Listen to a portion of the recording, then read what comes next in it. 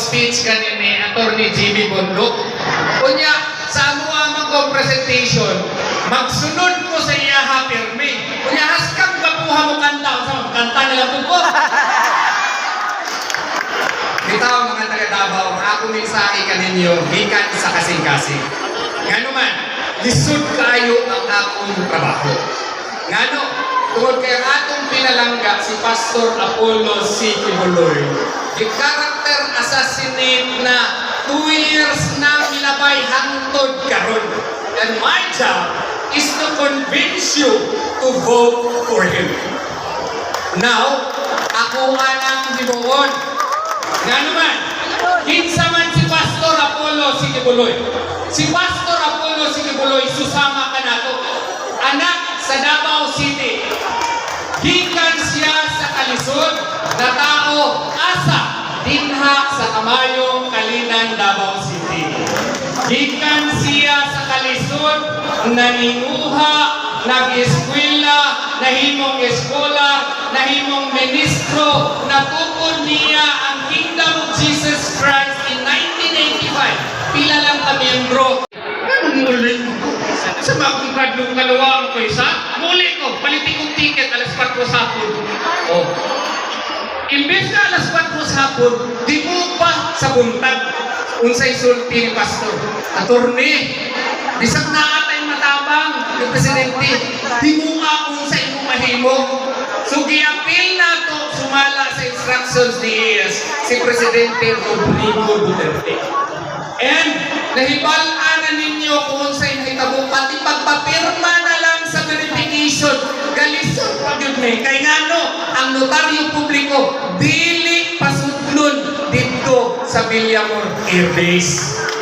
Pero kinsa ang nag-request sa ako para himuon tong tanan? Si Pastor Apollo C. Kibuloy. Anak siya na amigo, loyal kaayo, dili mo talikod bisan pag-iingnan, talikbi sinigong. Kay, suportahan ka na mo, tanggalon na mo ang suspension sa SMNI, tanggalon na mo na may imuhang kaso. Tinawag ka na ni Pastor? Wala. Tungkol kay si Pastor, tinuod na amigo. Iyahang i-recognize na agricultural country kita. So, sa iyahang proposal, let us allocate a greater portion of the budget para tabangan ang agrikultura. Ang ingon niya, state-managed farms sa Tapario sa proposal ni Atty. J.B. Yulo. Unsa man na, ang gobyerno na karon sa katong wala magigamit nga yuta, maunay sa agrikultura, mukuha ang mga walay trabaho ni ini.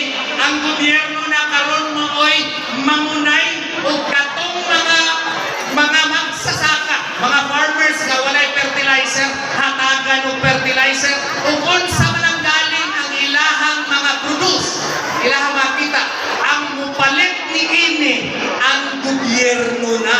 So sa ako ba, ako mag-uuma man ako, taga-Bansalan Davao del Sur ko, kay balo ko nga ining harvest nimos palay, ang problema haskang baratuhas palay.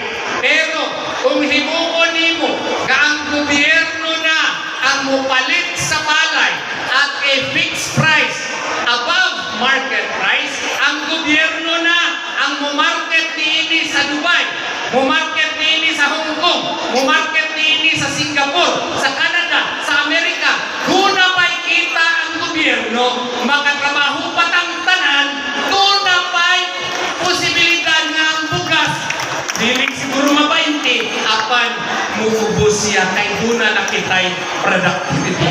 Di ba maayo ang proposal ni Pastor Apollo C. Kibuloy? Nga mo daog si Pastor Apollo C. Kibuloy. Pwede ba na, taga-Davao? Tumupili taong sakyanan. Asa man mo? Sa brand new o sa second hand? Brand new.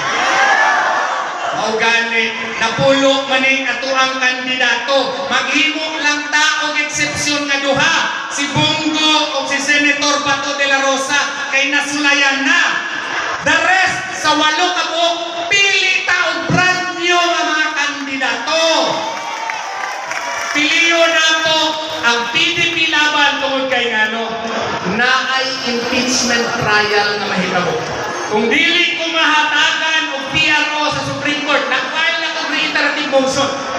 Kay naghimo na sila karon dito og ilahang korte-korte sa Senado. Kung dili ta magrantan og PRO, na ay impeachment trial kay VP Sara Duterte. Kinsa man day atong ibutang dito sa Senado kung dili ang mga tao nga sigurado kita dili mo talikod kay Inday Sara, dili ba? Ang sigurado ko nga dili mo talikod kay Inday Sara, ang PDP laban lang. So straight PDP laban na. So hinaupunta gikan sa among kasing-kasing, dili lang kumukanta, kay dili pa akong panahon karon, di pa ko singer, ayaw yun yung taon ninyo kalimutin. Vote straight PDP laban!